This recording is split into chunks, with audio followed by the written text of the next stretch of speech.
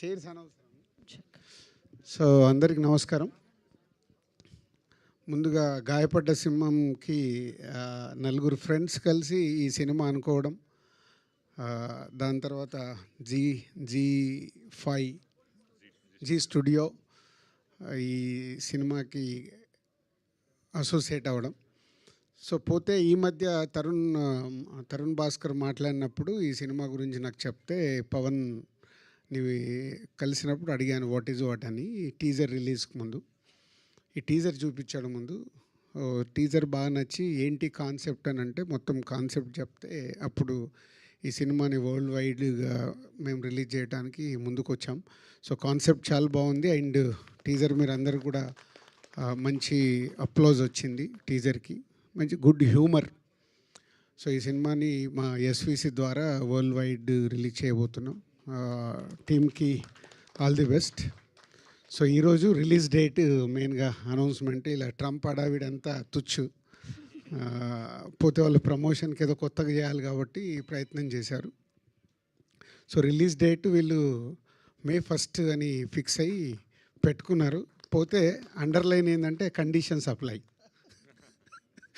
April 30కి already పెద్ద cinema announce అయింది.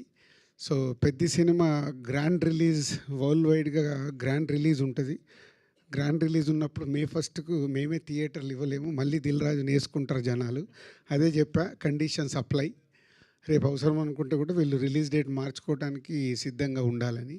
So ఈ రోజుల్లో ప్రమోషన్కి ప్రతి ఒక్క మూమెంట్ ఇంపార్టెంట్ కాబట్టి, సో దానికోసం వాళ్ళు అడ్వాన్స్గా ఈరోజు May 1 అని అనౌన్స్ చేసుకుంటున్నారు. సో అలాంటిది ఉంటే ఒక 1 వీక్ వెనకకు జరిగే అవకాశాలు కూడా ఉంటాయి. సో పోతే all the best whole team. ఒక మంచి కాన్సెప్ట్తో చేసినందుకు దానికి జీ స్టూడియో లాంటి కంపెనీని బ్యాక్ బోన్ లాగా పెట్టుకొని ఇప్పుడు ఫ్రంట్ బోన్ నన్ను పెట్టుకోవడం బాగుంది. All the best. Thank you. అలాగే నాకు ఎఫ్డిసి మీటింగ్ ఉంది ఈరోజు. So 11:30. So I'm going. So మీరు కంటిన్యూ చేసుకోండి. థ్యాంక్ యూ దిల్రాజు గారు. మొత్తం మీద ట్రంప్ గారిని మీరు తీసుకురాకపోయినా మీరు వచ్చారు, అదే సంతోషం. అండ్ మీరు ఈ సినిమాని డిస్ట్రిబ్యూట్ చేస్తున్నారంటే అది ఎంత పెద్ద స్కేల్లో రిలీజ్ అవ్వబోతుంది అనేది మా అందరికీ తెలిసిన విషయమే. ఎన్నో అద్భుతమైన సినిమాలని ఆయన మనకు అందించారు. రీసెంట్గా Love Today, Masooda, Balagam and next టాక్సిక్ని కూడా ఆయన డిస్ట్రిబ్యూట్ చేయబోతున్నారనమాట. అండ్ ఇప్పుడు గాయపడ్డ సింహాన్ని కూడా ఆయన చేతుల్లోకి వెళ్ళింది అంటే డెఫినెట్గా ఇట్స్ అ బిగ్ స్కేల్లో రిలీజ్ ఉండబోతుంది. మీరందరూ కూడా కూర్చోవాల్సిందిగా రిక్వెస్ట్ చేస్తున్నాం.